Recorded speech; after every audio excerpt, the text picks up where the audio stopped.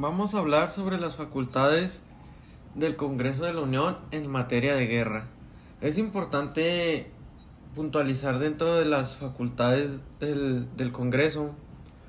que se dividen en tres fases, que es la iniciativa, la declaración de guerra y su terminación. En cuanto a la iniciativa, a lo largo del tema nos damos cuenta que dentro de están muy marcados el artículo 89 y el artículo 73 constitucional, difiriendo en sus diversas fracciones.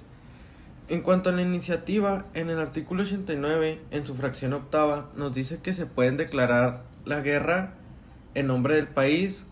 esto con una aceptación que previamente debe ser por parte del Congreso de la Unión. En cuanto al artículo 73,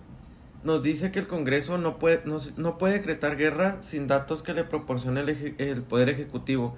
Esto nos quiere decir que el Congreso no puede declarar una guerra en contra de otro país o en contra de otra nación sin información o datos que previamente haya proporcionado el presidente de la República. En su siguiente fase, que es la declaración de guerra, nos menciona que de acuerdo con el artículo 73, en su fracción 12,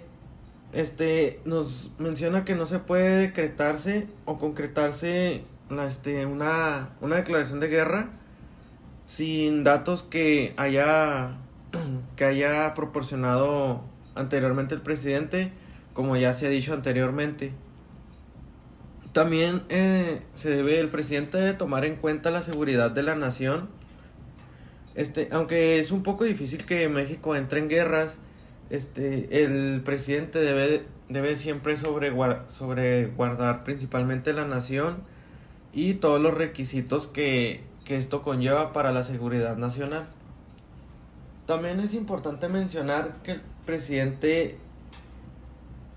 tiene la facultad o la información para ver si declara guerra o no al país, para luego poder remitir estos datos, esta información al Congreso de la Unión,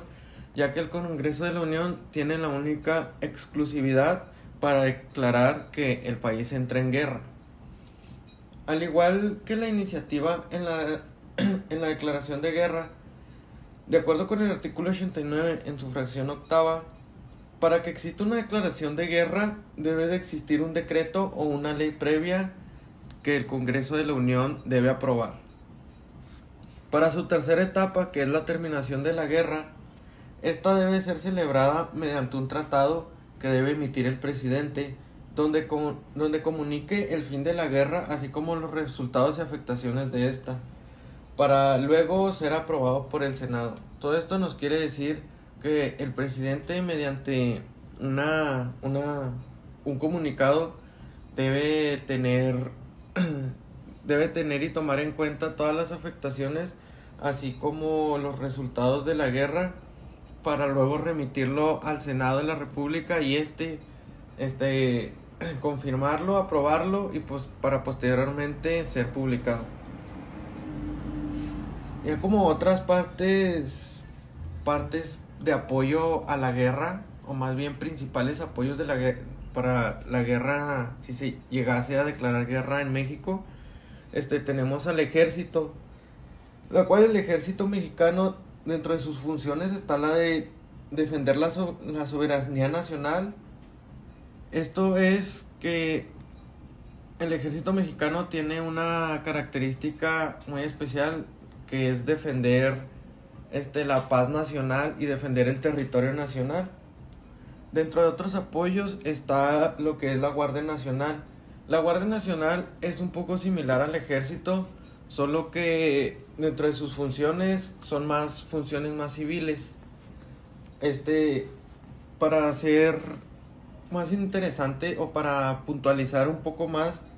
es importante entender la diferencia entre lo que es el ejército y la Guardia Nacional. Como dije, pues la Guardia Nacional, sus deberes son más de seguridad pública, los cuales están más cerca de la población civil, y el ejército es aquel que lleva a su cargo la declaración de las guerras,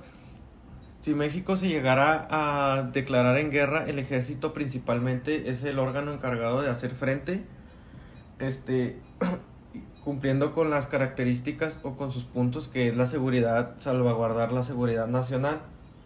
como entre otros puntos, que el narcotráfico y entre otros delitos que puntualizan más la seguridad en el país. Por último, como obligaciones como mexicanos, pues nuestra obligación es servir a la nación, independientemente de lo que las personas se dediquen o a lo que estudien. Como mexicanos y ciudadanos tenemos una obligación que es servir al país. Dentro de los puntos o características que podemos realizar para servir al país es enlistarnos en la Guardia Nacional o en el Ejército, o simplemente un ejemplo muy común es pues el cumplir la mayoría de edad, liberar la cartilla